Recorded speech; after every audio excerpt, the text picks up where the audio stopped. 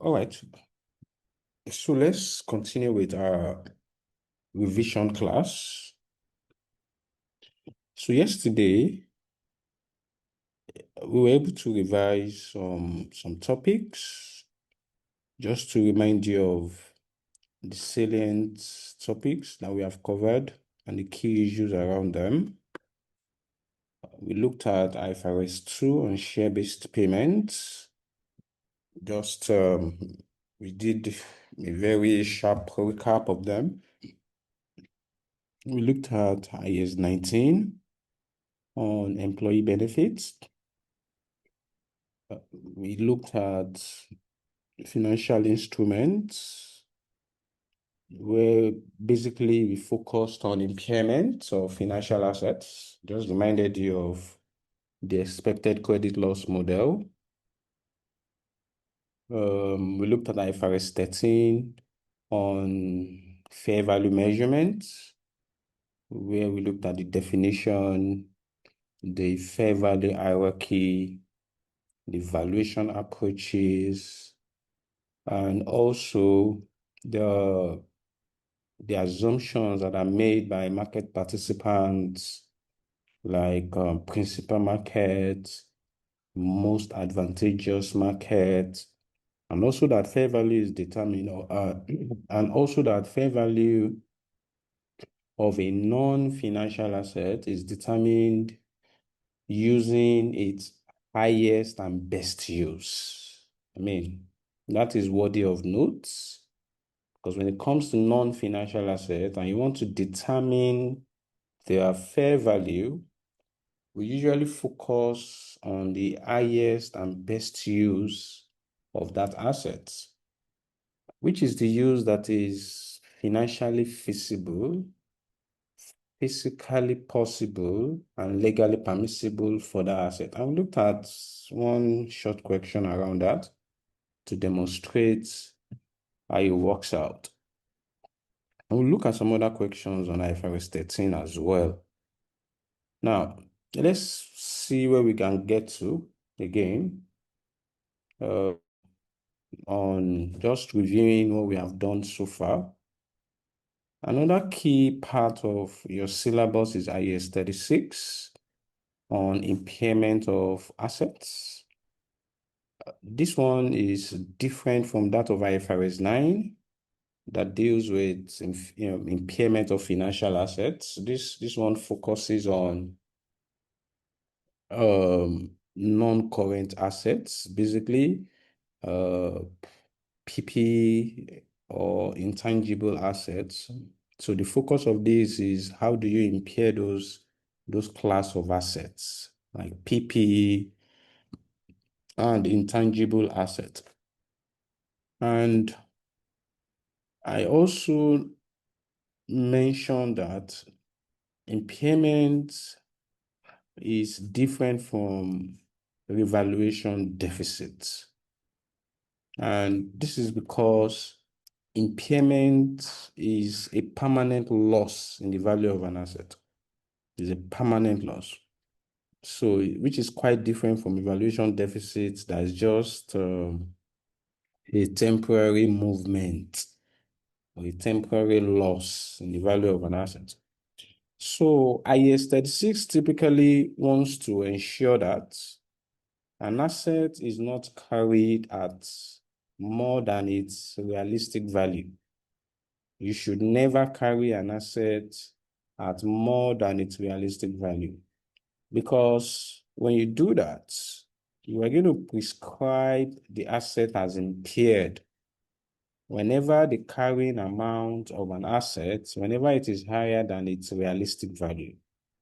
We will say the asset is impaired. So we looked at some definitions like impairment loss, which is the amount by which the carrying amount of an asset is higher than its recoverable amount. We looked at carrying amount, which is the cost or fair value of an asset minus accumulated depreciation and accumulated impairment losses. Then recoverable amount, which is the higher between net realizable value and value in use. and net realizable value, which is fair value minus cost to sell, and value in use, which is the present value of future cash flows that can be generated from an asset, including the proceeds you get from the eventual disposal of that asset. These are the key terminologies in IAS 36. So when it comes to impairment loss, you need to know carrying amount, recoverable amount.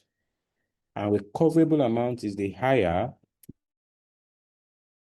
between net realizable value and value in use. Now, what do you of note is the indicators of impairment, or what we call impairment review.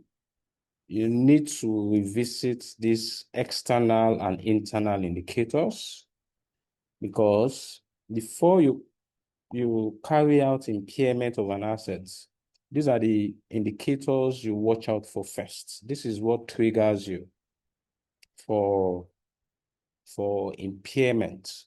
So the indicators are key. It is after you have identified these indicators, like we look at the internal indicators. This is talking about where there is a physical damage of an asset, or where there is a decline in the useful life of an asset, or when there is a decline in the productive performance of an asset. So when you identify all of that, then you can then go ahead and carry out an impairment test, which is where you're going to determine whether there's an impairment loss.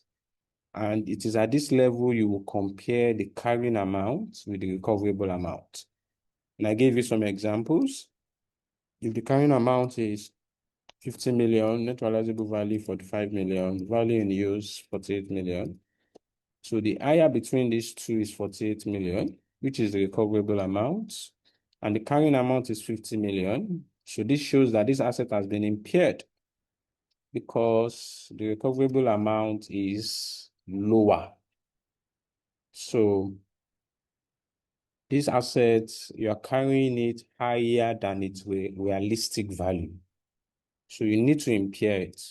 And for you to do that, that 2 million, you just take it to P&L and you credit asset account. And of course, you know that if the asset is measured using revaluation model, the impairment loss, you're going to treat it in a similar way to revaluation deficit, in the sense that instead of this impairment loss to go to P&L, it will go and net off any previous evaluation surplus, if any. It will have to net off any previous evaluation surplus, if any. And that is where you are valuing the assets using evaluation model. And we solved some other questions that give us details around carrying amounts, recoverable amounts, and all that. And this typically showed you how to determine value in use, where they give you future cash flows that you would have to use discounting factor to get their present value. When you accumulate all the present values, it gives you the value in use. So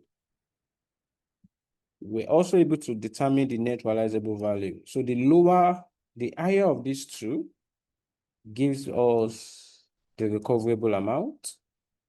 And being that the carrying amount is 150,000 and is higher than this recoverable amount of 132,000, so we have an impairment loss of this amount. And with this impairment loss, you debit P&L, you credit the assets with the impairment loss. Now, we solved some other questions just to demonstrate. So this one also is quite straightforward. You can look at it.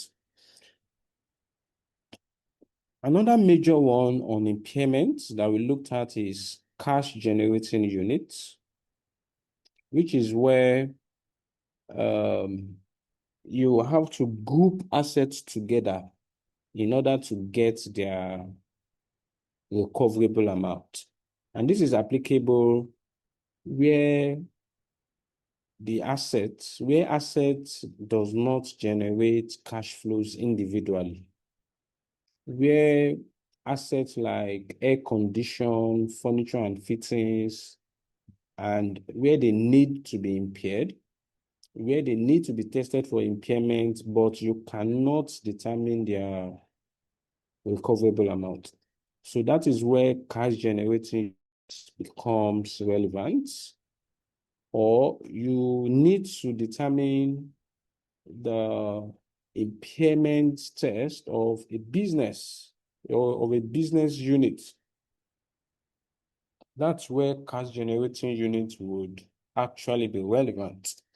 And IS-36 says that CGU is the smallest identifiable group of assets that can generate cash flows largely independent of other assets. So what CGU usually helps us to do is that by the time you group these assets together, you would be able to get their value in use, which ultimately would help us determine their recoverable amounts. And when we get that, we can then test them for impairment. To get their carrying amount is not a problem because that's their book value. It's determining the recoverable amounts that was the challenge. But now that we have grouped them together, now we can ascertain their recoverable amounts by being able to determine how much they make. How much they make. When you look at them together, you can determine how much they make together. So we looked at a very simple question where they gave us a CGU, they gave us their book value, and they said that the recoverable amount of them together, all these assets, their recoverable amount together is 25 million. And the reason why they are giving us their recoverable amount together as one unit is because we cannot determine their recoverable amount separately. We cannot determine their recoverable amount separately, which is why they gave us together. But the issue is that, I mean, the key highlight is that they have given us, and we can easily determine our impairment loss for the entire unit, for all these assets put together. Because now we know that their carrying amount is 33 million and their recoverable amount is 25 million. So the impairment loss, therefore, is 8 million. Right? So now, having determined this impairment loss, we will need to then know how to recognize it in our books. Yes, fine. This impairment loss goes to P&L, but we will need to also bring down the value of these individual assets. How do you then share this 8 million amongst them?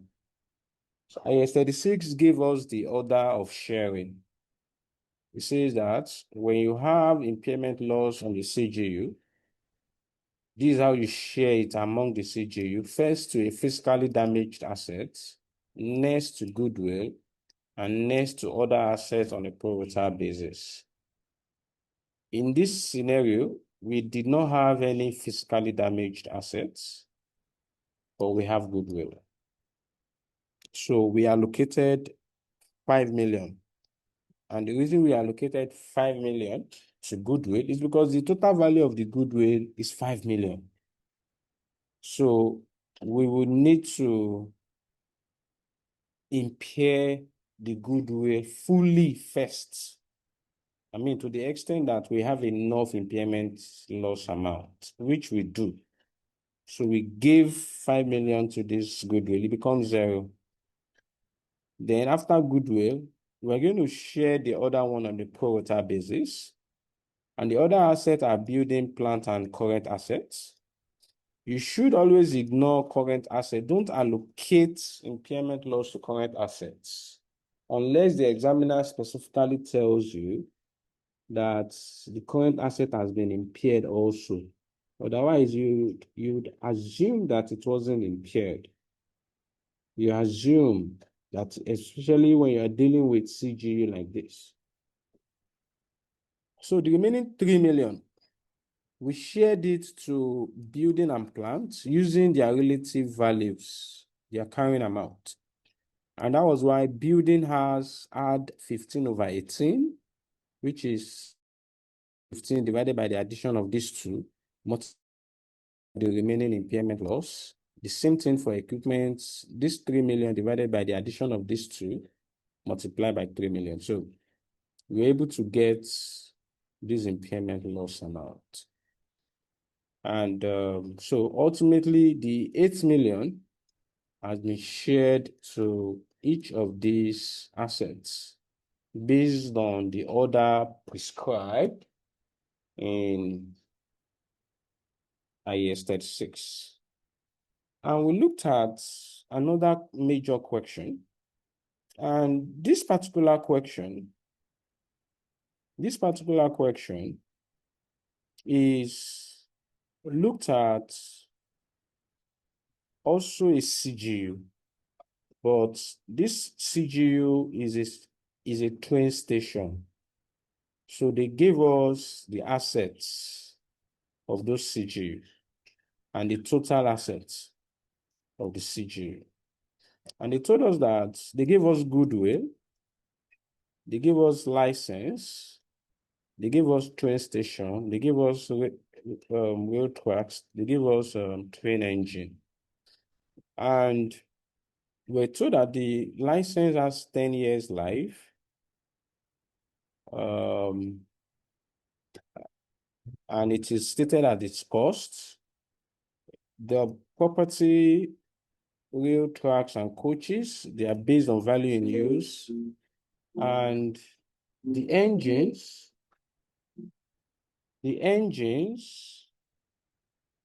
are valued at their net selling prices. The engine are valued at their net selling prices. So with that in mind, yeah, sorry. Yeah, so I was talking about this company. Yeah, so they gave us a CGU, a train station, and they gave us the assets. And this other paragraph is giving us description of each of these assets, that this operating license is at cost, this train station, where is it? The property, road tracks, and coaches, that they are value in use. The engine is at their net selling prices. Okay. They now said on February 1st, 2019, they said one of the train engines got damaged due to a technical fault from the manufacturer, and the engine was completely destroyed. And the sale of the asset to SRL was without recourse to the Transport Ministry and the manufacturer of the engine. So one of the train engine got damaged. That's the issue here. So we're now told that in view of this, it was estimated that there will be reduced passenger capacity. So the value in use of the old train engine was assessed to be 1.5 billion. That clearly, you see, the value of the train engine before was 2.2, but now it is now 1.5. The difference is impairment loss. Again, they also mentioned that the number of passengers after one of the train engine got damaged was below expectation, even allowing for reduced capacity. In the light of this, the value in use of XRL rail services was reassessed again in March to 1,350. Again, from 1.5, it is now reassessed to 1,350. Then I said on this date, SRL received an offer of 675 from another company called Papaya for the operating license. So that means somebody came and says that he wants to buy the license. So that means as of March, the net realizable value of the license is now 675. We're now asked to draft a memo addressed to the MD of Starloss, explaining the basis of allocating an impairment loss to the asset of a CGU in accordance with IS 36 on impairment of assets. So this, I gave you the solution here. So they said you should draft a memo. So you have to give them a memo. And I already told you the order in which you allocate impairment loss to CGU, first to a physically damaged asset, then to goodwill, then to other assets on a pro rata basis. But I made a note here that if there are current assets within the CGU, that this should be ignored unless it is specifically stated that the item of that gave rise to the impairment loss. You should always ignore it. So, so then if they require further clarification, they should revert to us. Then that was it for that. We're also told that we should calculate the carrying amount of the asset of SRL as of February and as of March. So how do you determine the carrying amount as of February? Knowing fully well that as at the date we bought these assets, which is in January, these were their values. These were their values. And as of February, they have reassessed their value to this, meaning that this train engine has been impaired. So if you look at the difference between these two, it's 750. In order to get their new individual fair value, you will need to allocate that 750 to each of these using that order you learned. So, and this is how it is done. So in order to determine the carrying amount as of February, I itemized the values given in the question, right? Then the impairment loss of 750, which is the carrying amount minus the value in use, the difference between these two. Then I share the impairment loss among these assets. And I allocate the impairment loss first to a physically damaged asset. I was told in the question that the train engine was one of them, not the two. One of the train engine was completely destroyed. So, and since this 750 represents the value of two train engines, and only one was destroyed, I will need to allocate just half of it, half, which is 375, to the train engine. Secondly, I would allocate to goodwill. I gave goodwill his entire 150 because I have sufficient impairment loss. After taking away 375, I still have enough left. So I gave goodwill. Goodwill becomes 0. Then the third is to other assets on a pro rata basis. And what are the other assets? Operating license, train stations, rail tracks, and don't forget that there is still remaining one train engine that I need to allocate to. And after taking away 375, one train engine that got damaged, and goodwill, the balance of my impairment loss is 225, which is 750 minus 375 minus 150. The balance is 225. Now, I'm supposed to share this balance on a pro rata basis amongst operating license, train station, rail tracks, and one train engine. However, Since this train engine is valued at net realizable value, it means therefore that I cannot impair it further. It means therefore that I cannot allocate further impairment loss to it because that is its net realizable value. That is its recoverable amount. And that is why the remaining one train engine, I didn't allocate it. I didn't impair it any further. Its carrying amount is its net realizable value because that represents its recoverable amount. I cannot impair an asset below its recoverable amount. And that is why this remaining 225, I allocated it amongst the operating license, the train station, and the rail tracks on a pro rata basis. And look at it here. The operating license, I gave it 900 over 1350. And the 1350 is 900 plus 225 plus 225. Okay. That's 900 over 1350 times 225, the balance of the impairment loss. I did that for the train station as well. 225 over 1350 times, and for the rail track. So I got these impairment losses and I put it on this schedule. Okay. Then I got the balance of the carrying amount. And this gives me the carrying amount as of February. The question didn't stop there.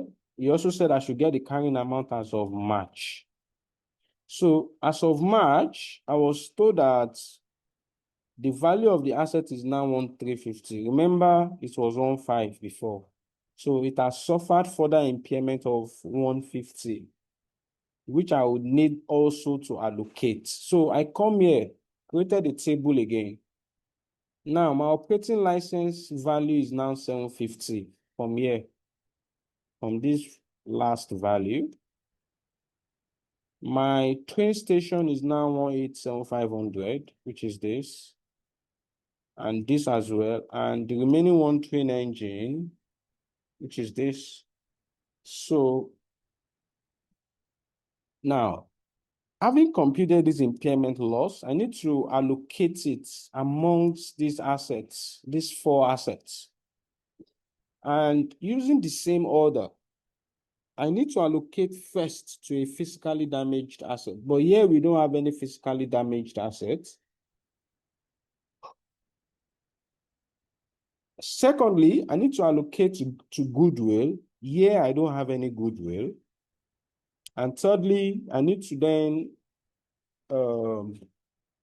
I need to prorate it on a pro rata basis. I need to allocate the balance on a pro rata basis, then which is what I'm supposed to do.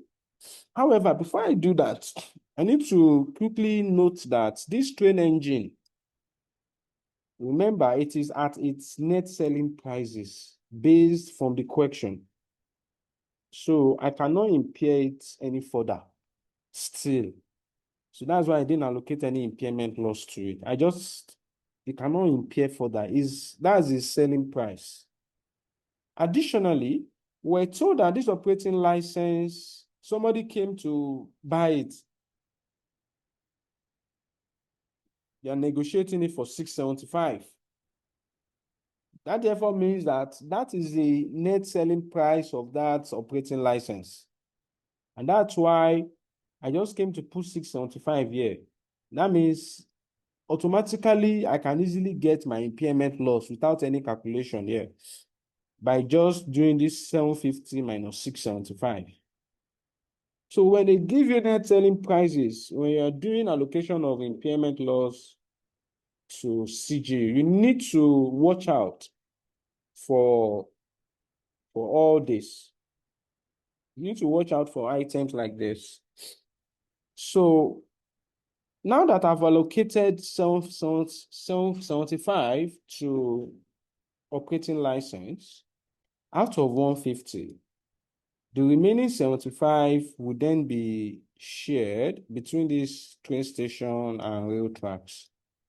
And since we share on a pro rata basis and they are the same value, that means they will be shared equally. So I gave this 37.5, I gave this other guy 37.5. Then when I take away the impairment loss from those values, I will get my carrying amount. I'll get my carrying amount. And the third part of the question says that explain two conditions that must exist before an impairment loss can be reversed.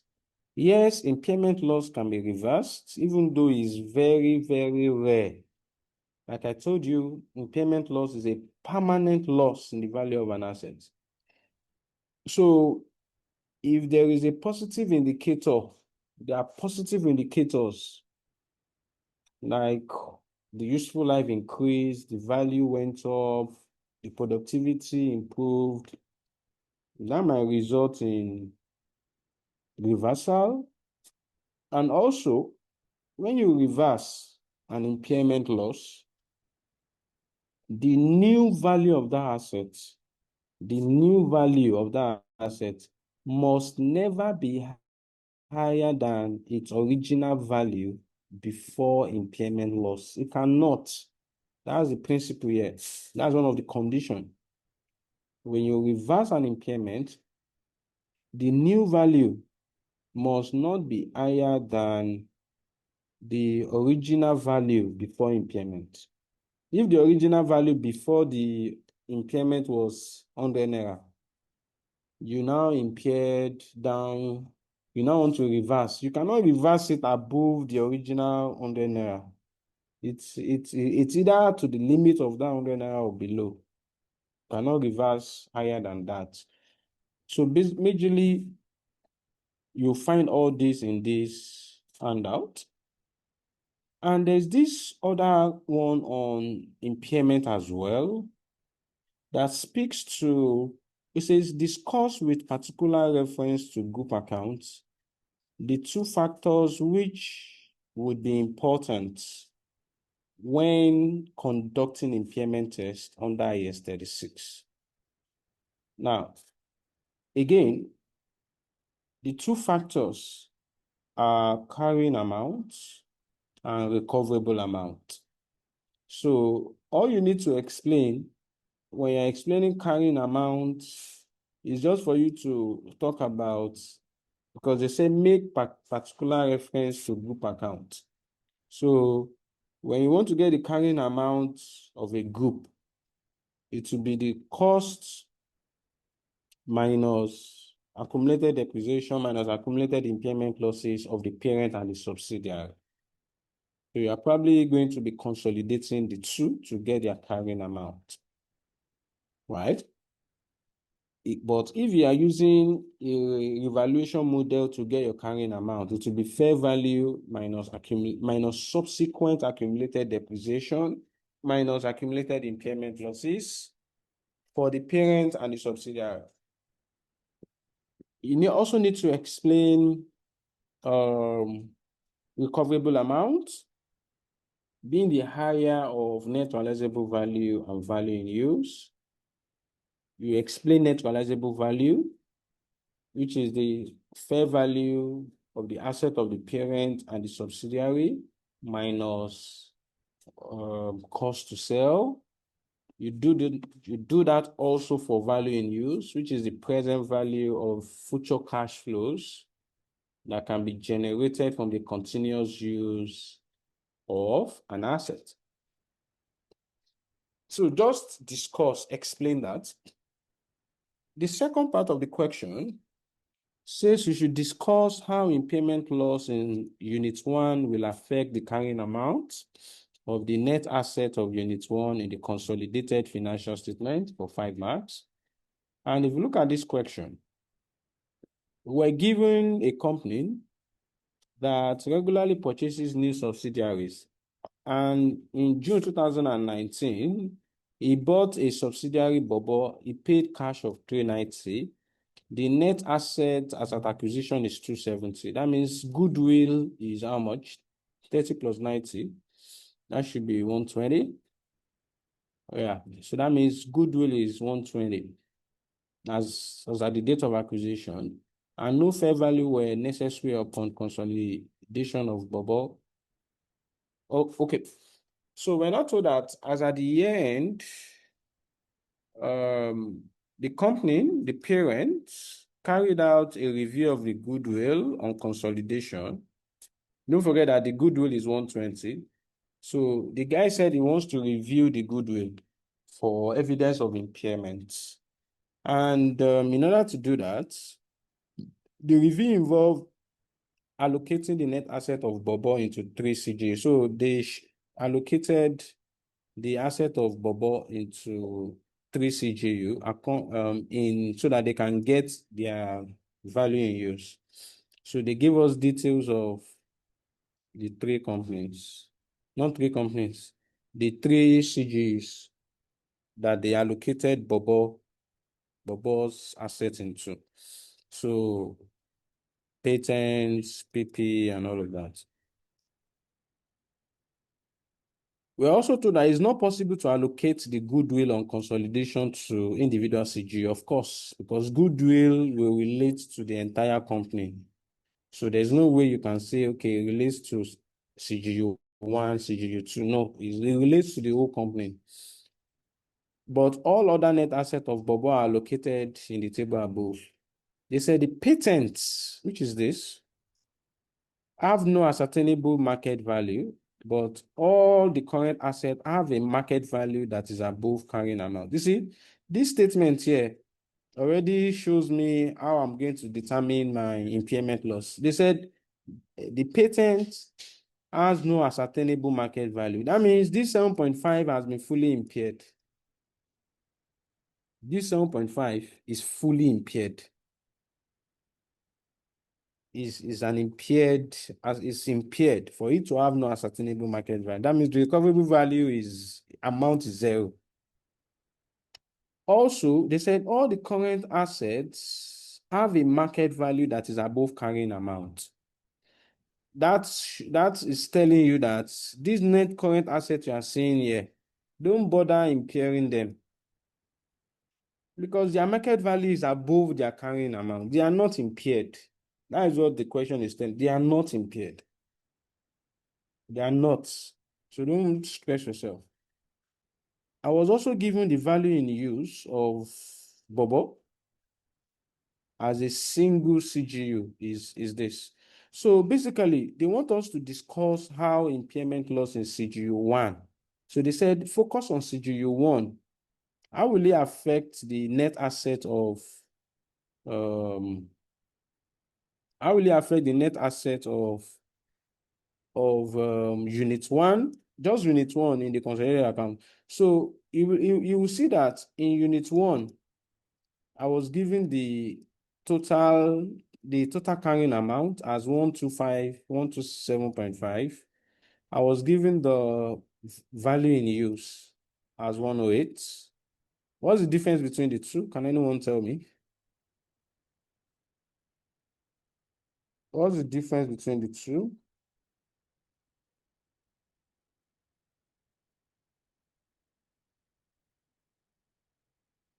127.5 minus 108. 19.5. That's 19.5. Now, that's impairment loss of CGU 1. Now, this impairment loss of CGU 1, how do we allocate it? Can anyone also tell me? How do you think we can allocate this impairment loss in CGU 1?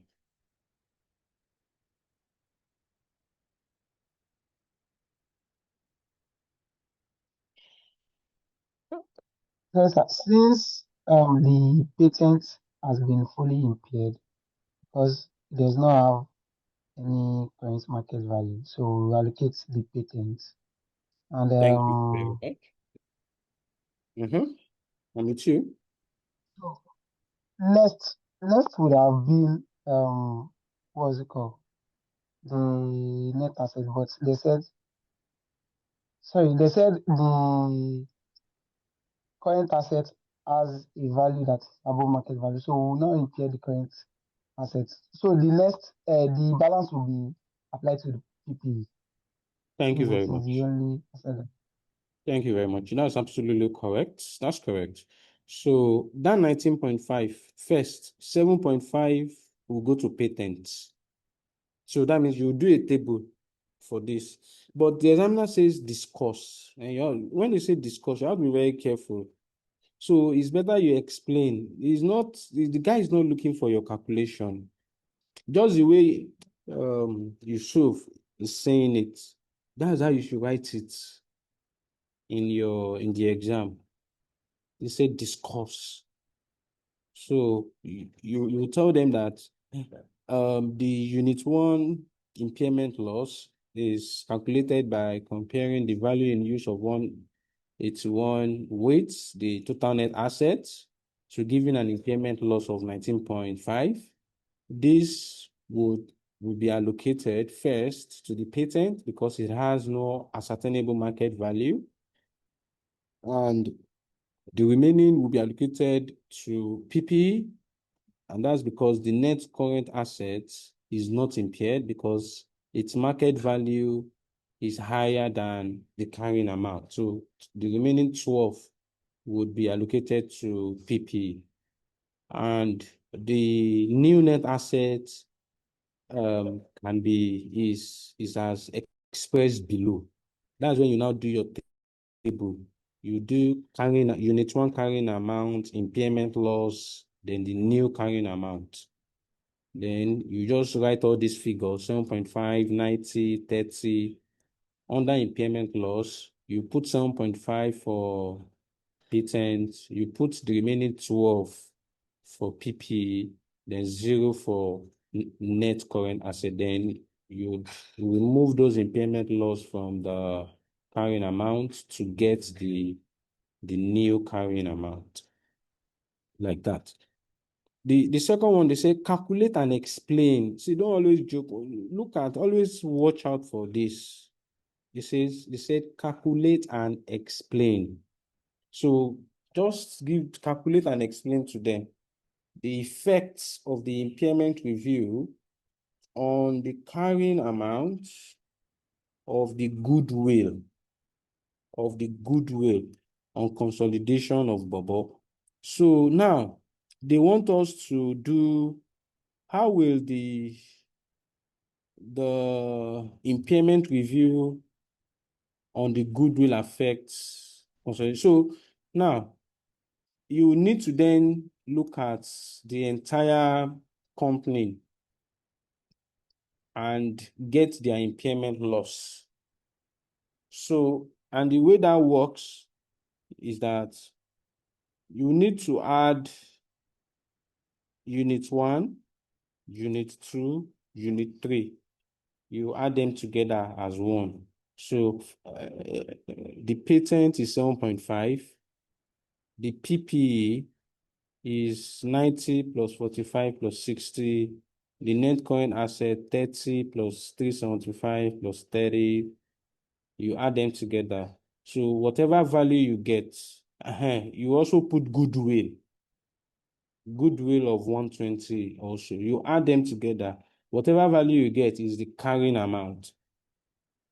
They also gave us the CG, the value in use of this whole company. So you compare that with the carrying amount. That gives you your impairment loss. Now, that impairment loss, you then need to allocate it. First, you already know that unit 1, you have already calculated some impairment loss. So first, you would 19.5 will go. You give 7.5 to patents, 12 to PPE first. That one has been established, impaired. If there is anything remaining, you give that to goodwill. If the goodwill can take everything, fine. And I'm sure the goodwill will consume everything. If there is any other one that is remaining, you will still come back and give it to the PP. You cannot allocate the net current assets. You cannot, and that is it. So then you get the balance and you are done. I can remember that I gave you this as assignment long time ago. Nobody did it, right? For those that have taught this before, I actually taught this. None of you did solve this question. And you'll be shocked if you find it in your exam this day. Without, go and look at it. It's very simple. Go and look at it and see if it's something you can attempt. Because in your pilot, I saw impairment there. Impairment loss will come out in your exam. That one is a given. There's nothing you can do about it. So please revise it. And another notable standard that we did is income tax. Okay, I can see somebody wrote something. Can you say what you wrote? I can't see it very well. What did you write?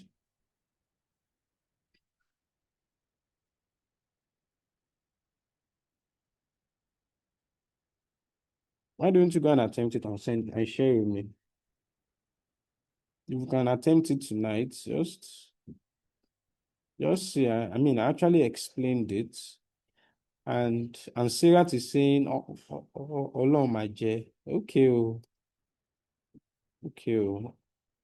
Anyway, the good thing about the exam is that it's not answer all. It's just answer 5 out of 7. So you always have choices. You always have choices.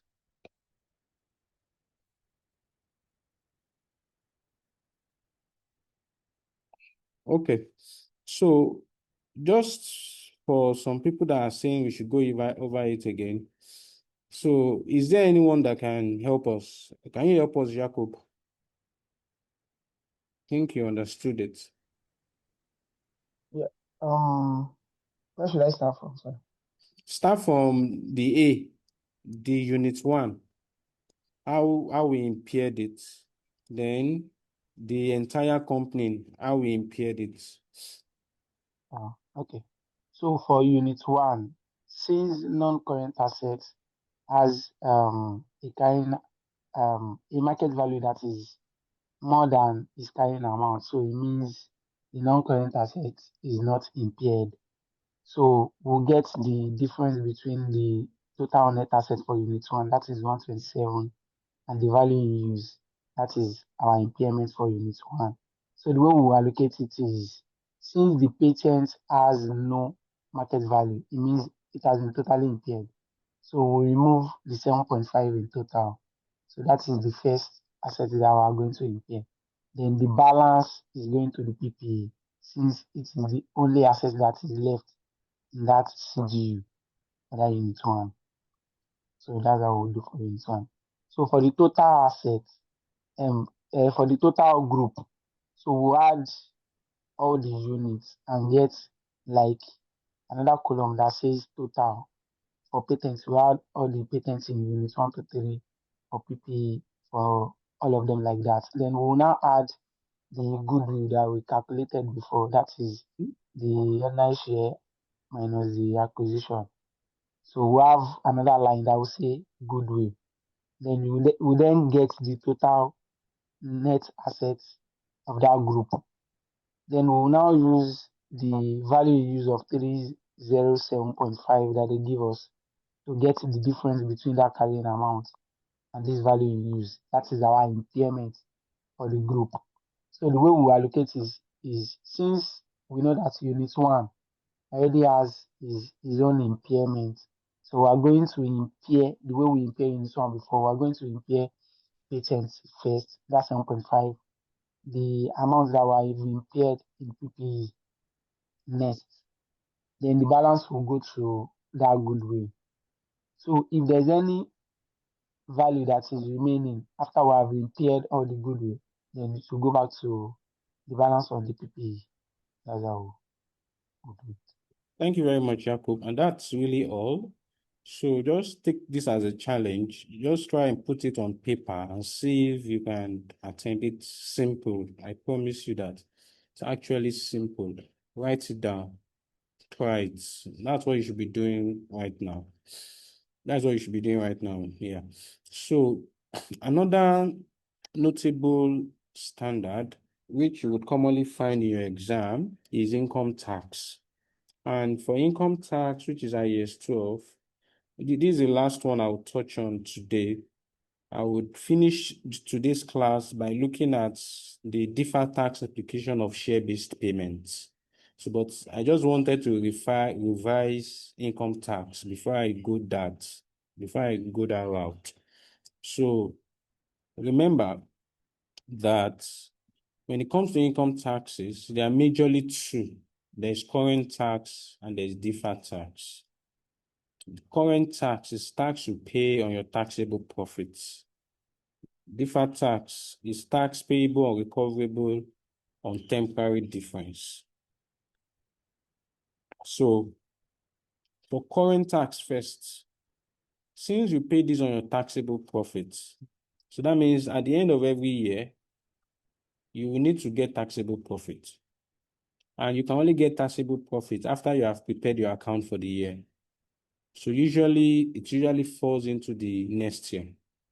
But ultimately, when you get your taxable profits, you apply the tax rates, then you determine how much taxes you pay. Then when you determine that, you usually incorporate it as income tax. Is a line item that comes after PBT. Then the other leg is current tax payable. You incorporate it through a journal into your TB. It doesn't even go to your TB. Well, you can enter your adjusted audited your audited trial balance, and it goes straight into your audited account. Then, after you have filed your returns, the law of the land allows you 6 months after the year end, then you can then pay. But in the meantime, it shows under liability that you are owing. Now, you see, if the tax you have completed is in respect of 2024 account, then this is how 2024 accounts would be published. You always find this liability there because you don't pay this tax until much later when you are filing your returns. So now in 2025, okay, there are usually adjustments that we then need to make. And one of the adjustments is that let's say, for example, now your liability you estimated for in 2024 was 100K. Then you incorporated this into your books as at 2024. So eventually you filed your returns, you paid. But as soon as you file your returns, FRS would review your returns and they will send you a desk review. So let's leave all those stories. They brought in 120. They say that your liability should be 120. So they are claiming that you have a tax payable of 20. So ultimately, you are agreed. You are agreed. So this underpayment of 20, you need to put it in your books in 20. You know that you have closed your books in 2024. This is happening much later in 2025, like around September, October, like that. So in 2025 account, you will now have to put a liability of 20. And remember, this relates to 2024 account.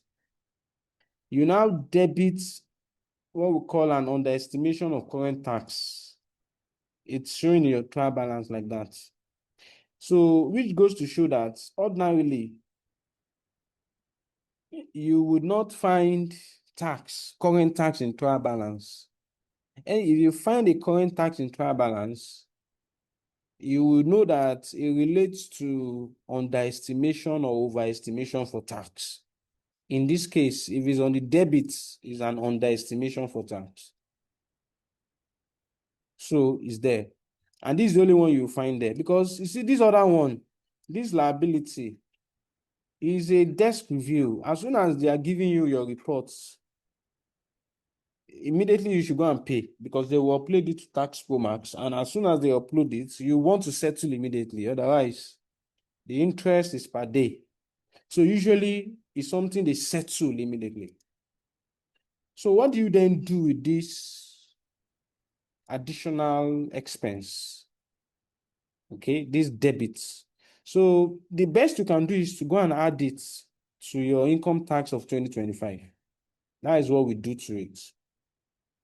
You go and add it to income tax of 2025. It could be, this is what is common, this is what is realistic. The other one is where you paid 100 last year, then they came and say, no, it should be 80. That one is not possible. They would rather just ignore. They always come with something higher. They can never, it will never come and result in them giving you refund. They will not agree. Practically. So that will have been an overestimation for tax, which will be on the credits.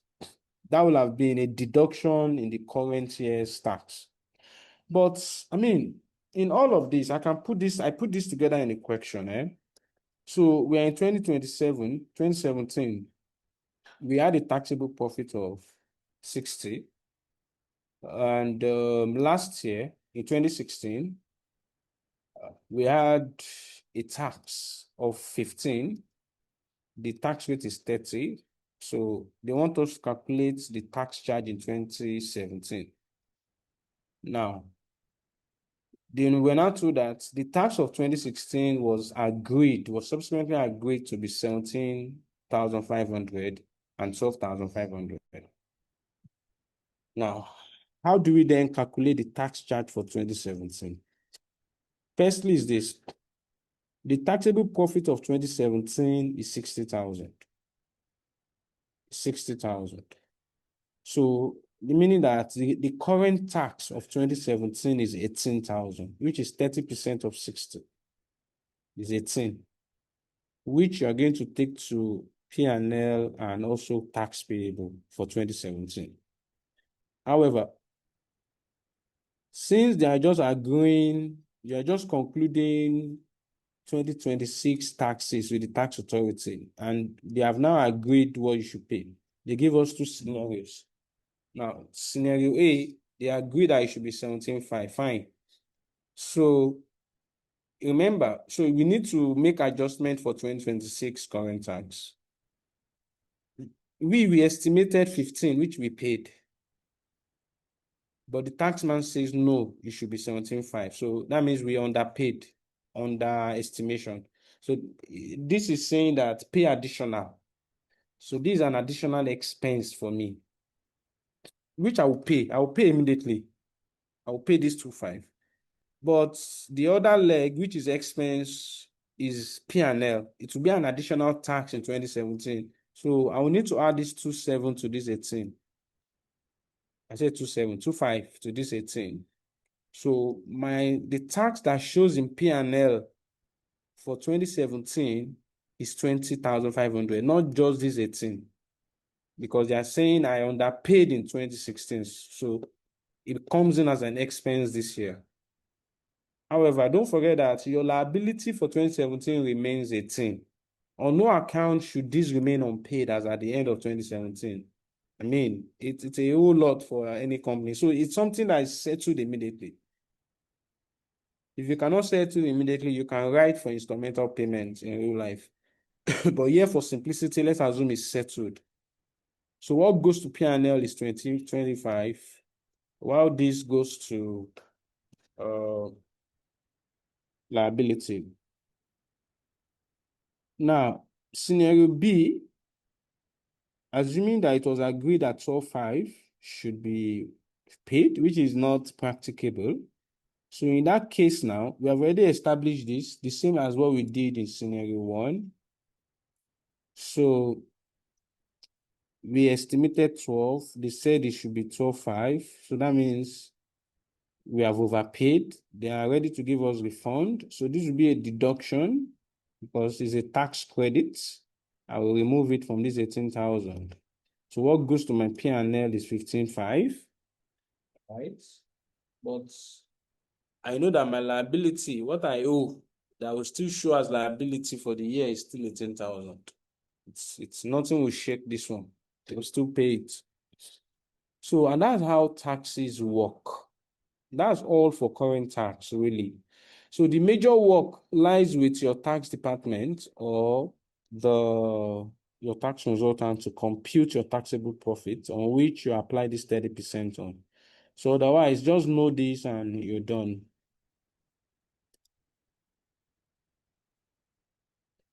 Now, so usually when you have current tax, you present it in P&L. So I need you to cram this. So this is the only exception to where you would not present current tax in P&L. So if the current tax is arising from business combination, where you acquire the subsidiary and there is current tax in the books of that subsidiary, so that one you would majorly it's something you're acquiring. So it's like a net asset acquired, which will be treated as part of net asset acquired, which will ultimately might be cancelled out or consolidated as it were. So you won't treat it in P&L. It will be used in calculating your goodwill. Or if the current tax relates to items that are treated in OCI, if there's a tax on item that you took to other comprehensive income, like tax on revaluation surplus, or you need to consider tax effect on a fair value through OCI, or you had a return on plan assets that you need to consider tax implication of, or any other related item that goes to OCI. The tax on it should go to OCI. You don't take such taxes to POL. You take them to OCI as well. And that is all for current tax. And again, lest I forget, you don't offset current tax assets and current tax liabilities in case you have. You need to present them separately. Is there anybody in this class that know conditions that must exist before you can offset your taxes, current tax assets against current tax liability? Can anyone try?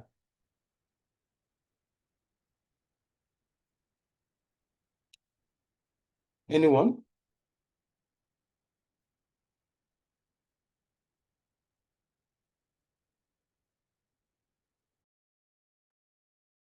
You guys are not reading. Don't Okay, know. sir. Okay. I think, okay. I want to try, sir. I think we must have obtained a written approval, sir. I mean, a written, let me see.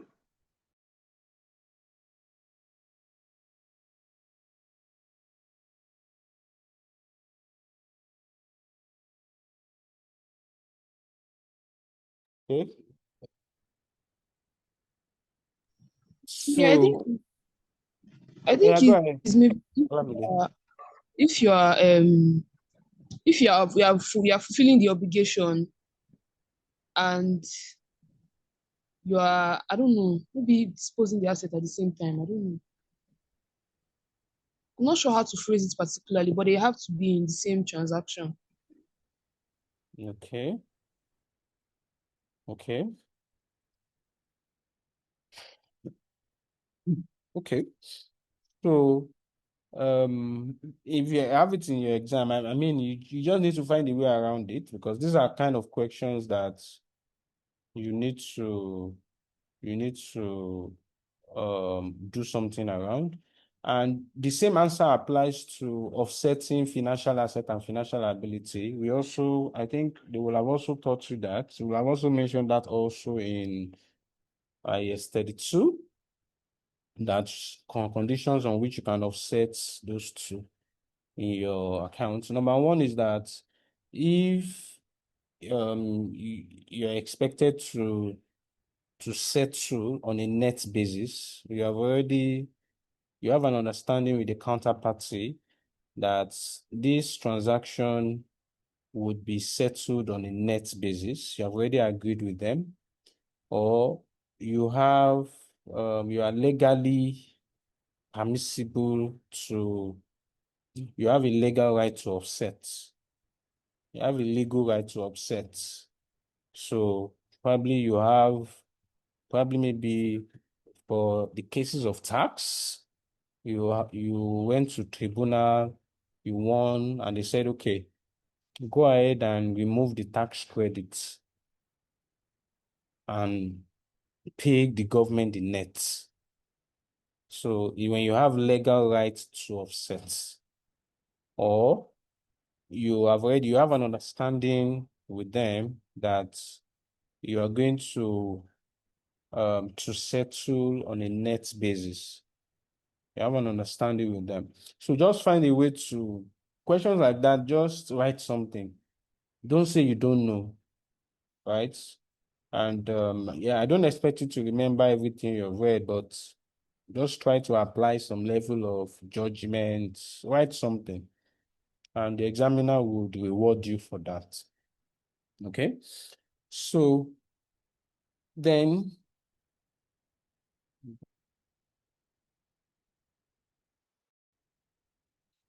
okay.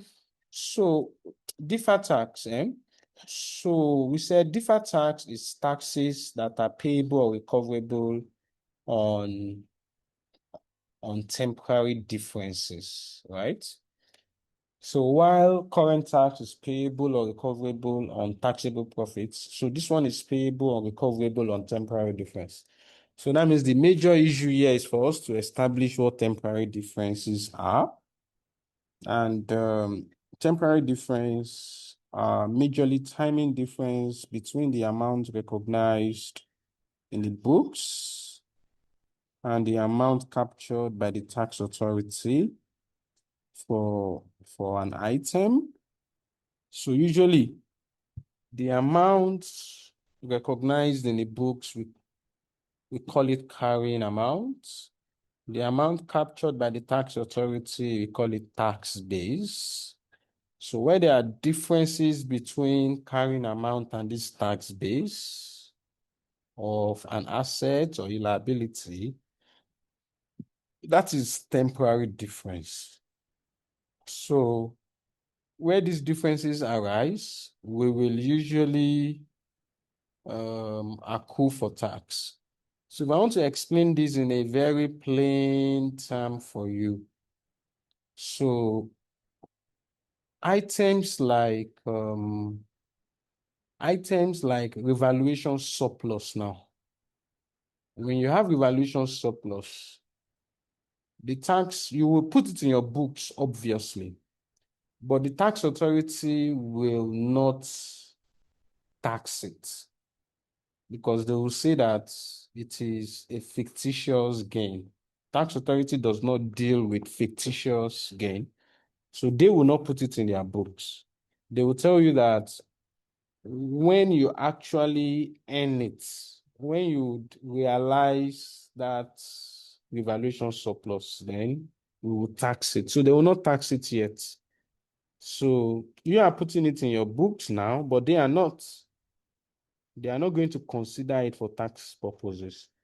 So you see, the effect of that is that it therefore means that the tax you are going to put in your P&L and OCI will not include the effects of that transaction, because the taxman is ultimately the figure for tax is ultimately the final determination is the tax authority. So when the tax authority says, no, I'm not taxing it, that means that income tax line will not include the taxing part of that transaction.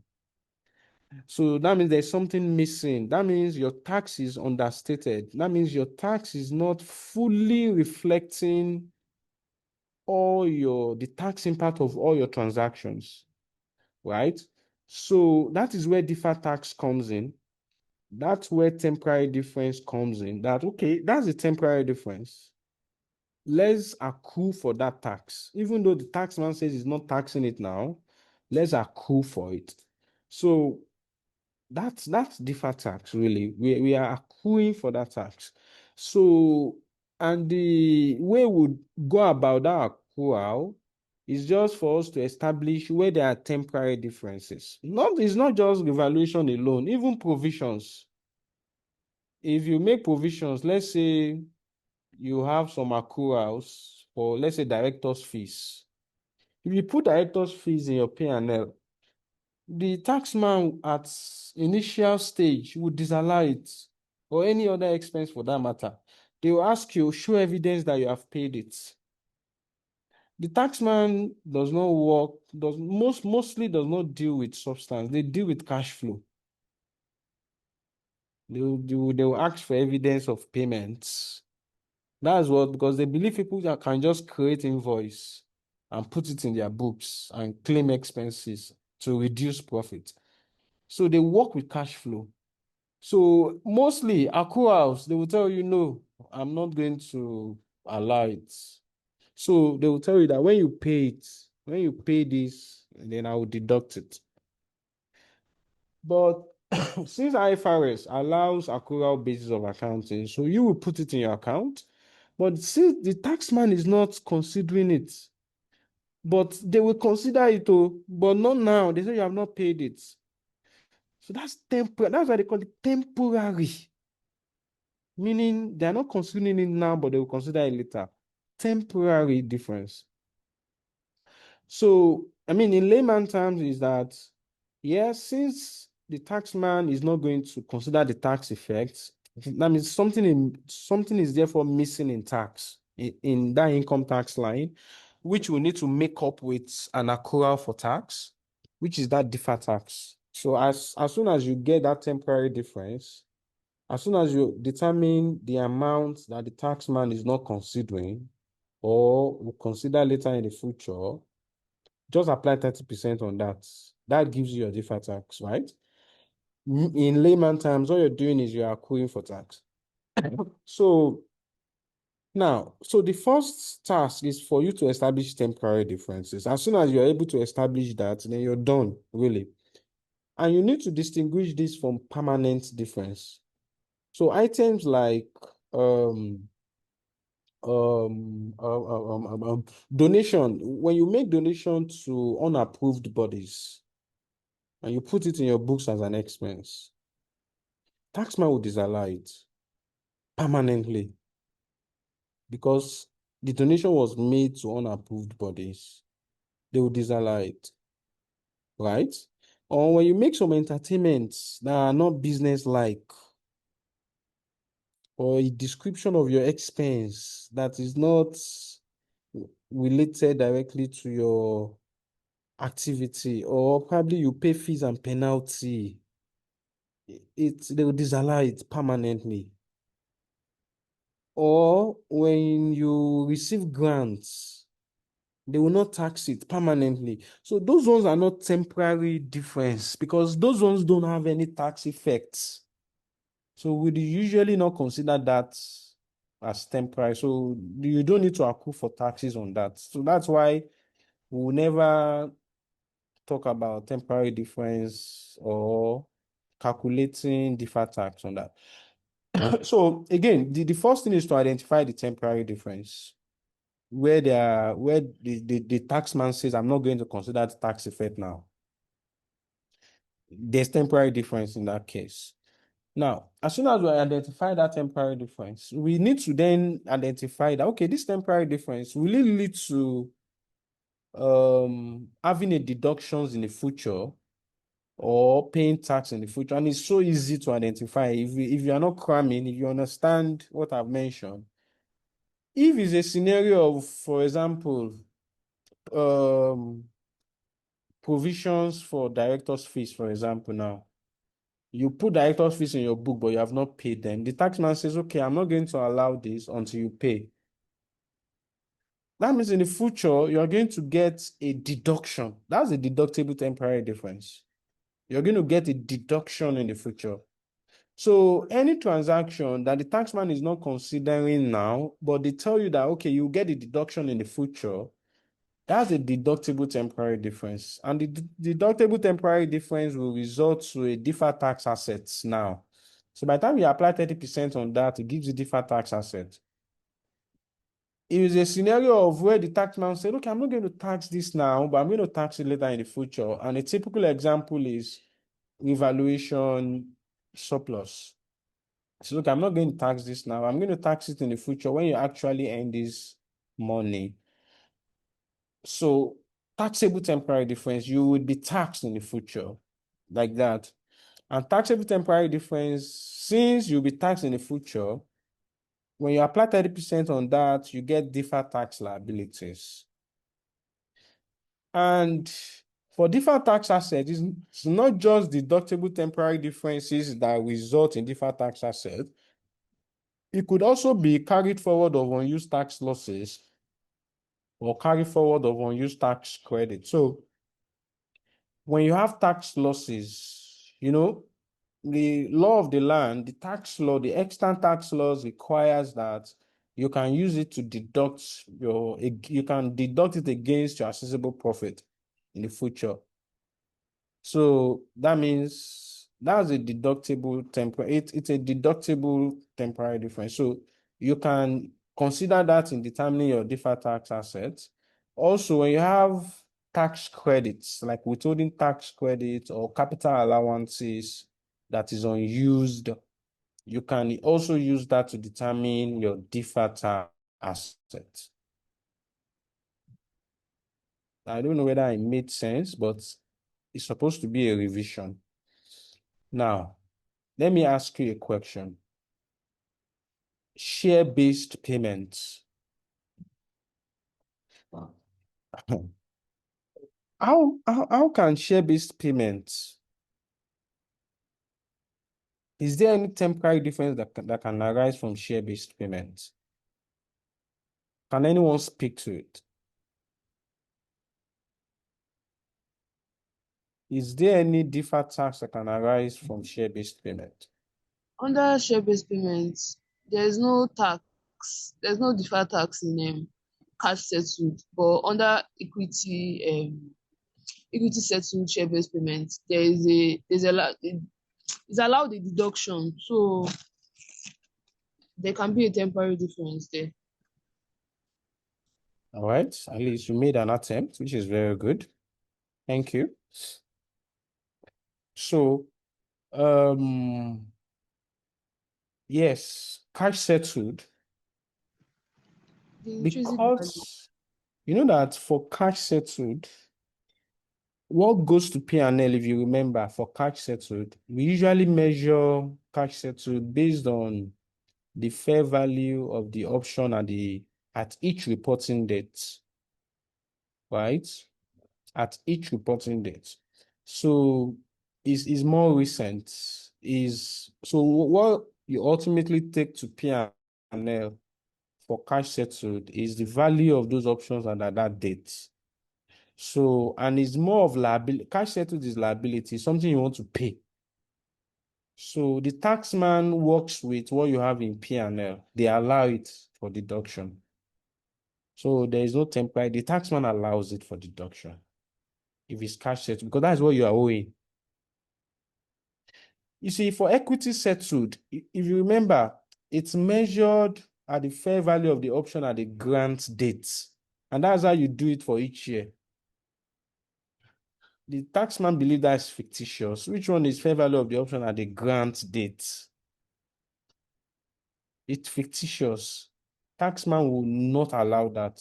So those values we usually determine under equity settled that we take to P&L every year. Taxman never allows it. What the taxman will allow is at the vesting dates, the money, the option you give to them ultimately at at the vesting day, what you give to them actually is what the taxman would allow. What you would give to your employee. So depending on the jurisdiction, there are some jurisdiction that will say, okay, it's the exercise price.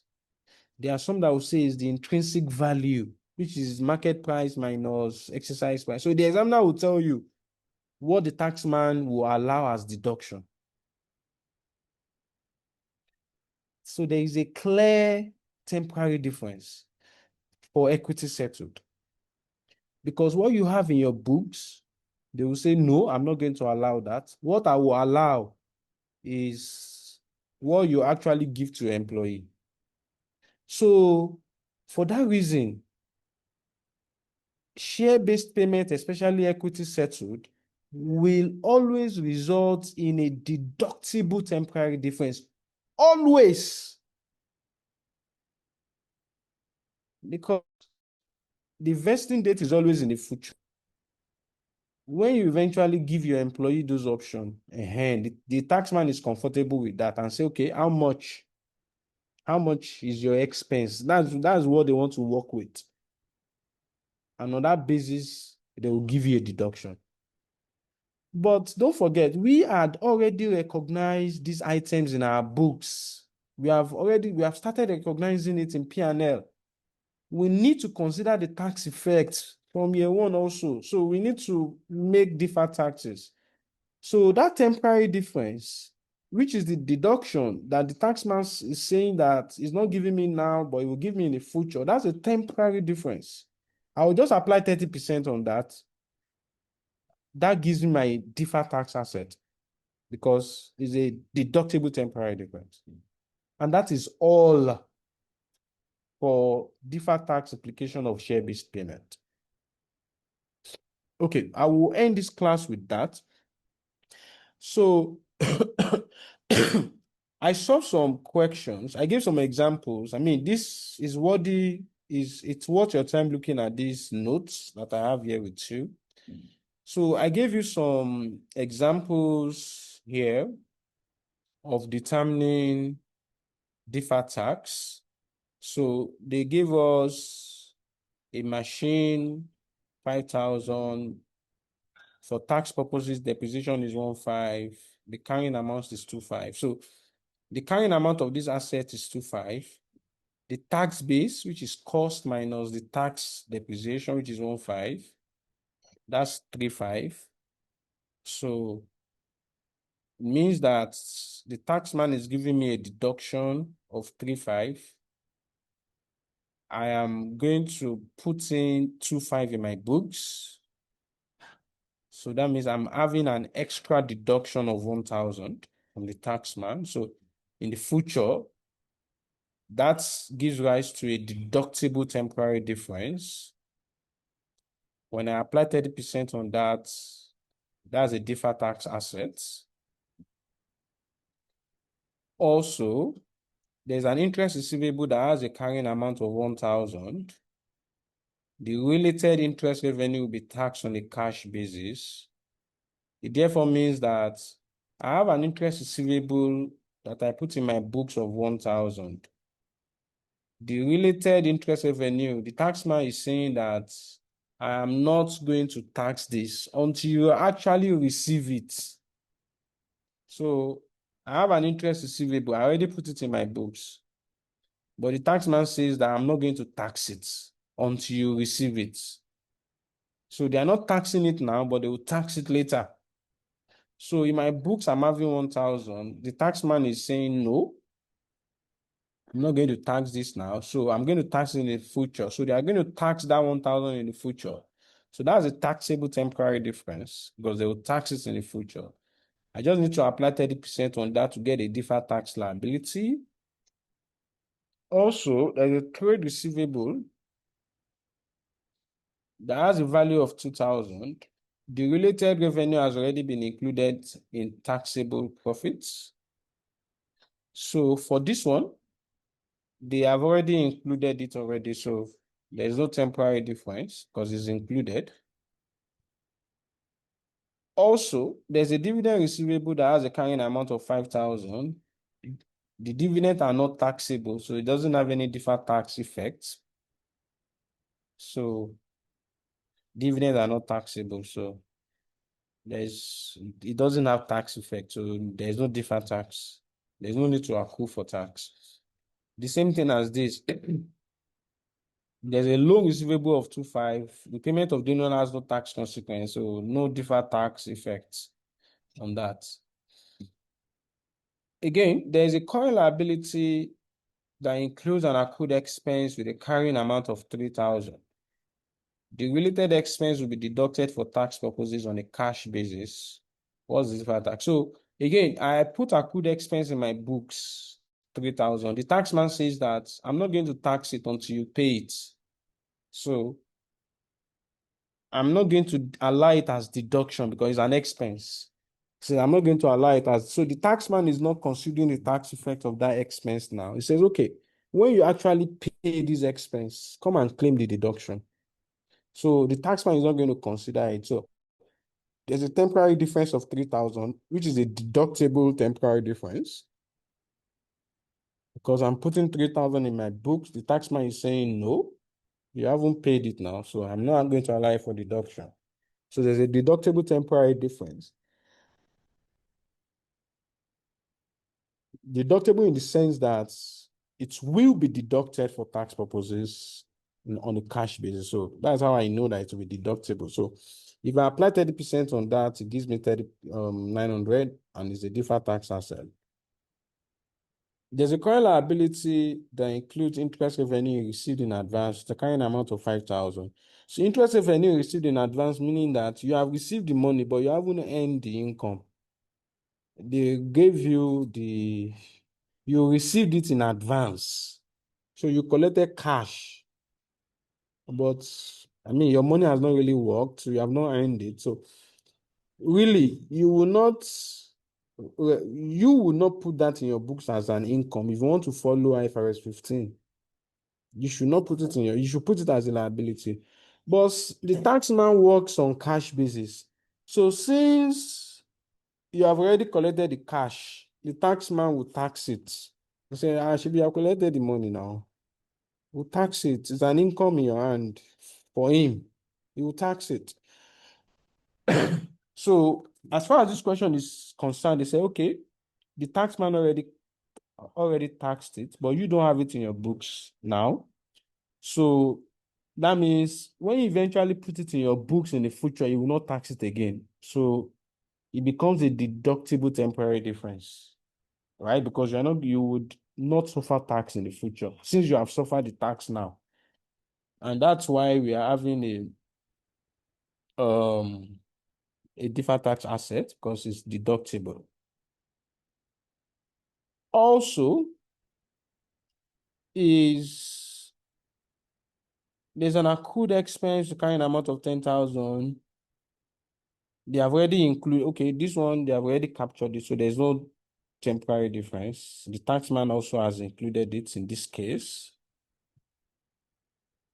There's a fine and penalty that are not included. Okay, there's a permanent difference because this is fines and penalty. They are never deductible for tax purposes. So there's no temporary difference, it's a permanent difference. No deferred tax application. A loan payable of 8,000, the repayment of the loan has no tax consequence. So no deferred tax implication because no temporary difference. It has no tax consequence like that.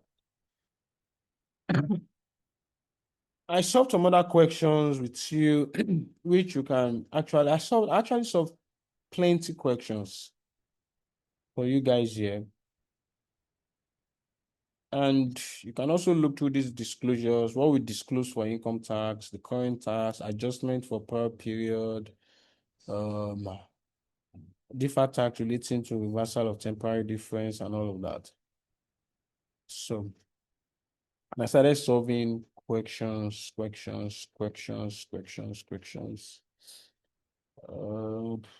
see if there's anyone to talk about.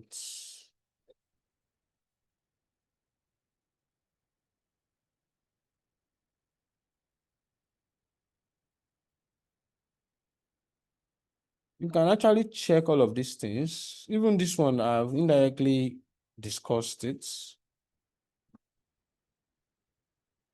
So you need to review this background I've given you, review it with this handout.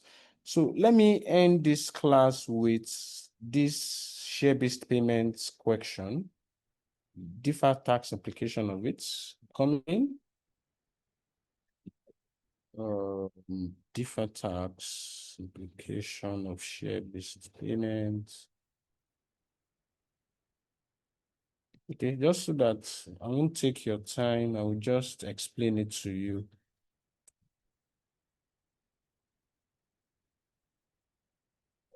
Where is it?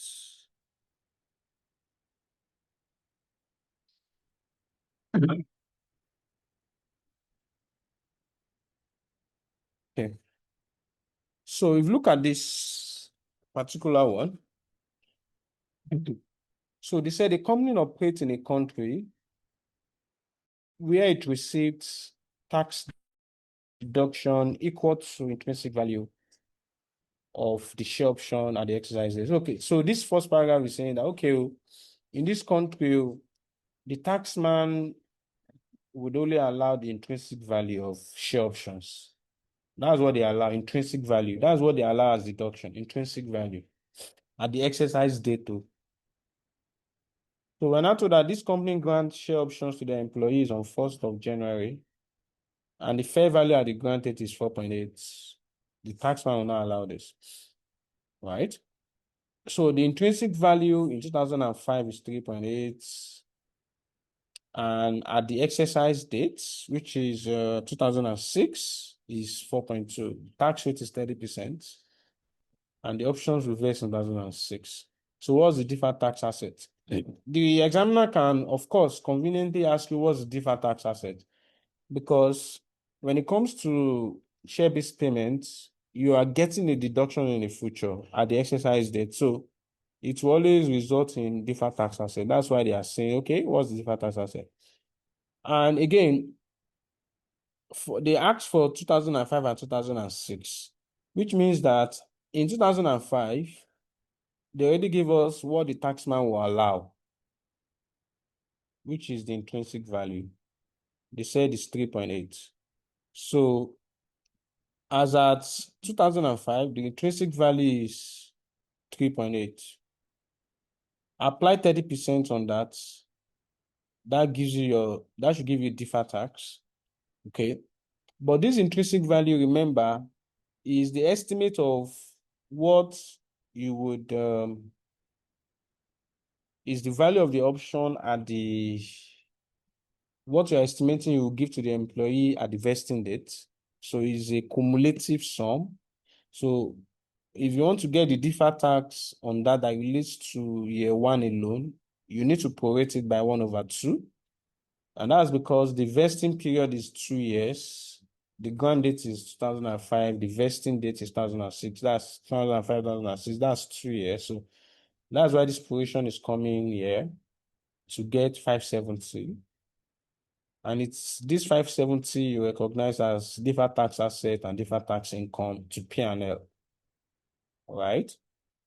Based on this intrinsic value. This intrinsic value is like temporary difference. Again, they also gave us that at the exercise date, 2006, the intrinsic value is now 4.2. It's something they estimate every year. It changes. So as of 2002 now is now 4.2.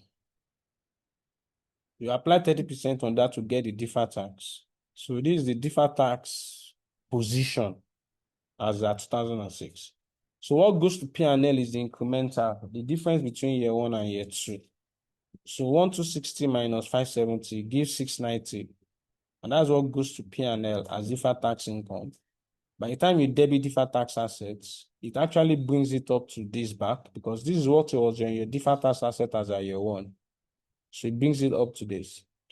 And that's how deferred tax on share-based payment works. That's how it works. It's not really more than that. Now, another one that they also asked in 2023, they gave you this guy. It gives share options to two of his staffs at different dates, one in 2019, one in 2020, and they told us the options. They gave us the fair value at the grant date, the exercise and the vesting dates.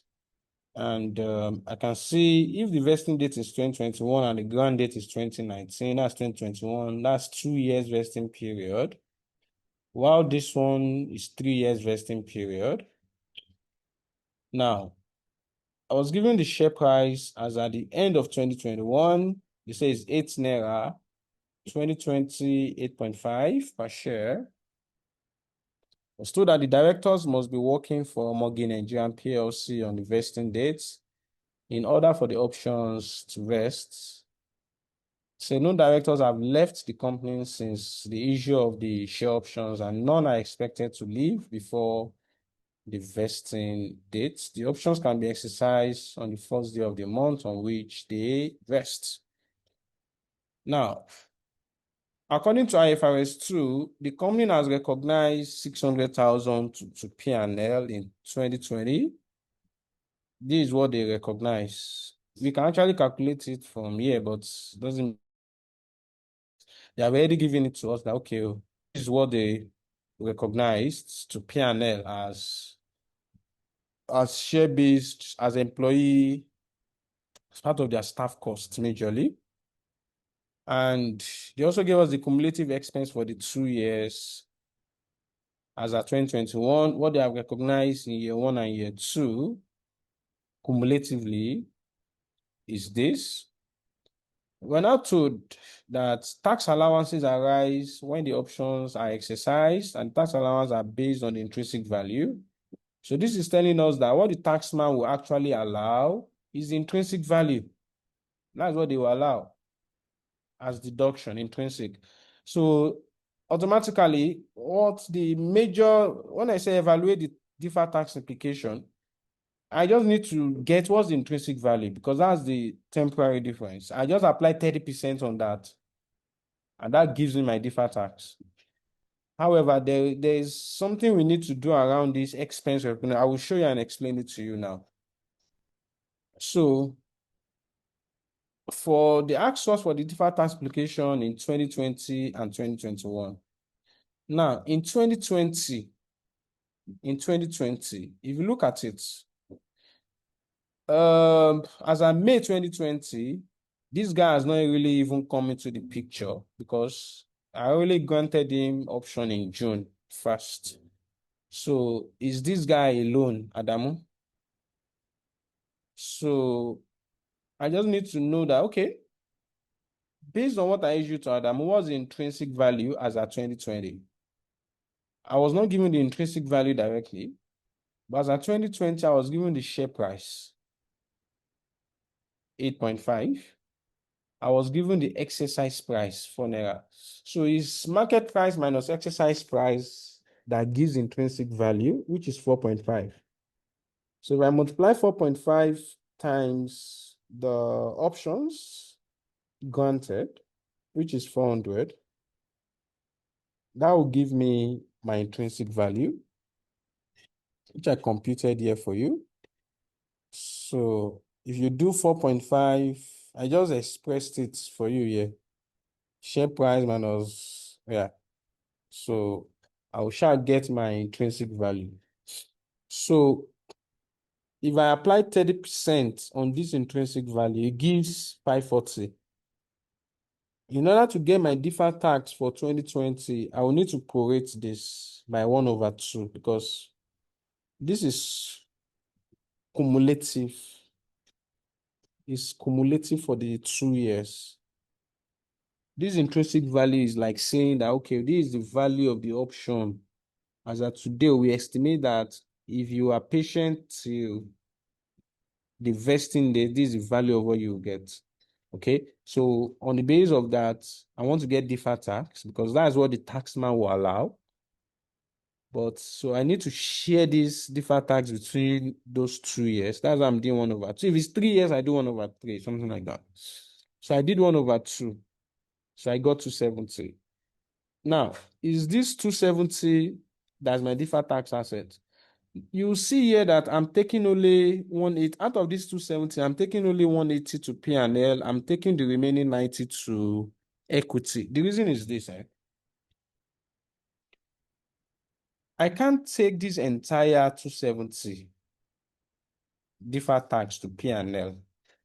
If I take it to P&L, I am now over recognizing tax, because the examiner told me that what the guy has recognized in his books is 600.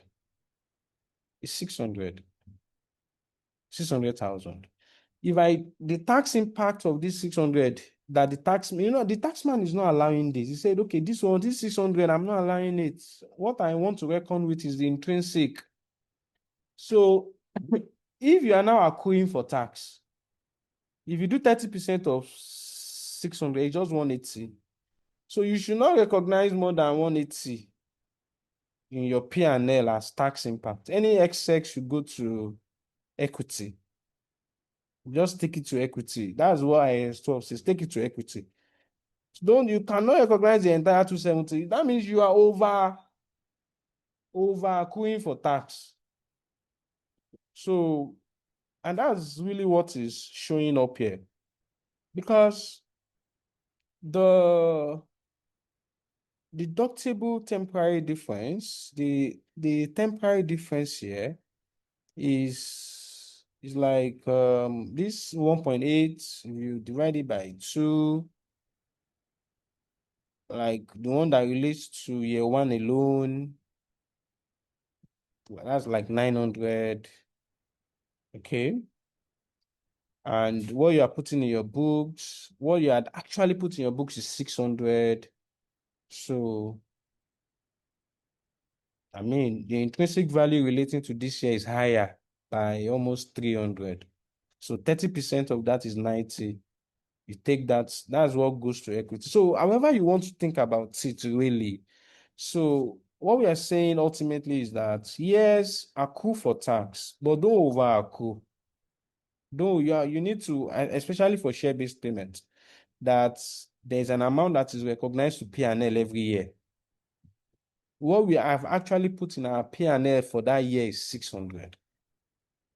You cannot accrue more than 30% of that 600, which is this 180. You cannot accrue more than 180. Anything above that, take it to equity. Now, I did the workings here, depending on which one. Okay, I did only one for you. I compared what you put in your P&L with the intrinsic.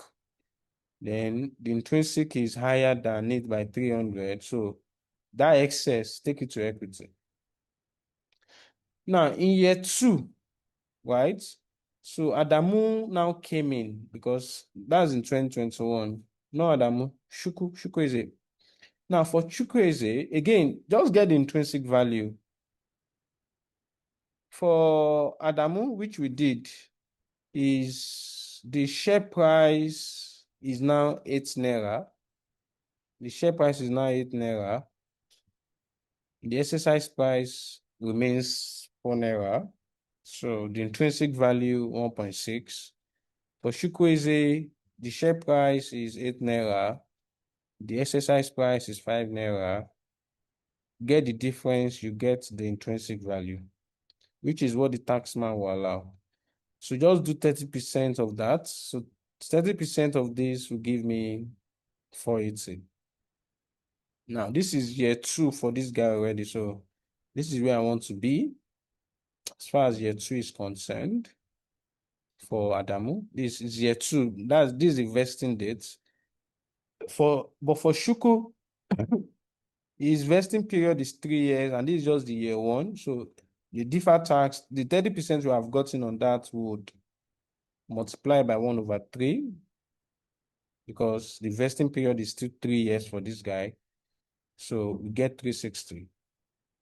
So 360 plus 480, the deferred tax here is 840. Is 840.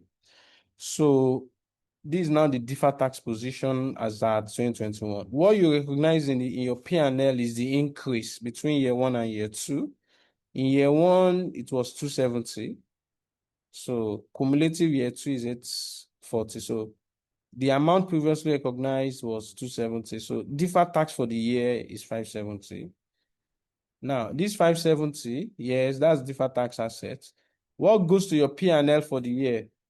You need to know how much was recognized as expense. Cumulatively, they recognized 2.2 as expense. Anyway, if I want to know the expense recognized for that year exactly, since this is cumulative and they have recognized 600 in year 1, so how much expense was recognized in year 2? That should be around 1.6, yeah, 1.6. So I take 30% of that, that's what that should actually go to P or L. That's this 480. Alternatively, you can look at it as, okay, the cumulative expense is 2.2. The taxman, the intrinsic value is 1.6 as at year 2, because that's the end for Adamu. This other guy, the intrinsic value is 3.6 times 1 over 3. You add the total intrinsic value as at 2021, which is higher than my expense that I've recognized so far by 600. 30% of that should go to POL, right? I'm taking it to equity, 180. But out of this 180, I've already recognized 90 to equity in year 1. So the remaining 90 is what goes to equity for the year. So either way you want to look at it, gives you the same results. So yeah, and this is what goes to. And it is not all questions that will give you this expense recognized and cumulative expense. So in such scenario, you might not be able to do a split of this deferred tax to equity and P&L. You might not be able to. In such cases, just take everything to P&L. So that means the examiner makes your life easier for you.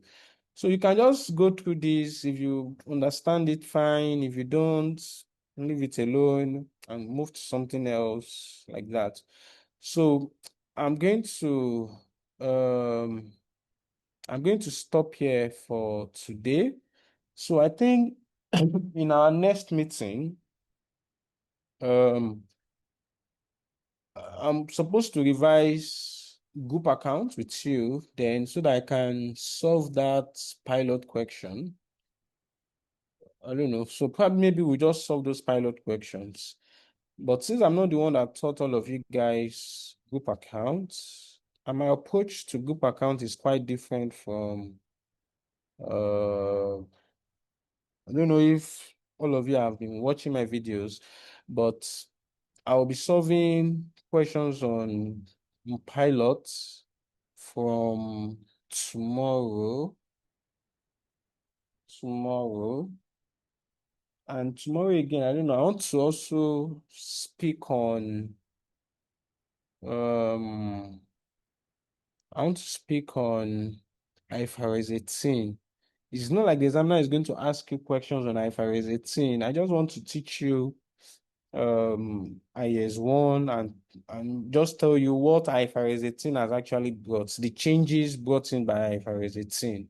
I just need you to be aware of it. Just so that you know. Just show you few things. No, not like they will start asking you, no, the exam is not going to be based on IFRS 18 because IFRS 18 is going to be applicable in 2027, 1st January. So yes, we need to start being aware, but IS 1 is still fully in action. It's still applicable until 2027, but I mean, you just need to be aware of, okay, this is happening like that. Not that I want to start teaching you IFRS 18, no. Just want to tell you, okay, this is what it has introduced. So I'll see how to mix that together in just a very short 30-minute class, just for me to show you a few things around that. Yeah. So if I forget to share you a link tomorrow, I mean, just remind me, just throw me a reminder so that we can start solving those pilot questions together. So we'll just use Friday, Saturday, Sunday, 2 hours, 1.5 hours. We'll just solve few questions. We'll touch out all those questions on pilots together. Then we'll be done. All the best. Bye. See you.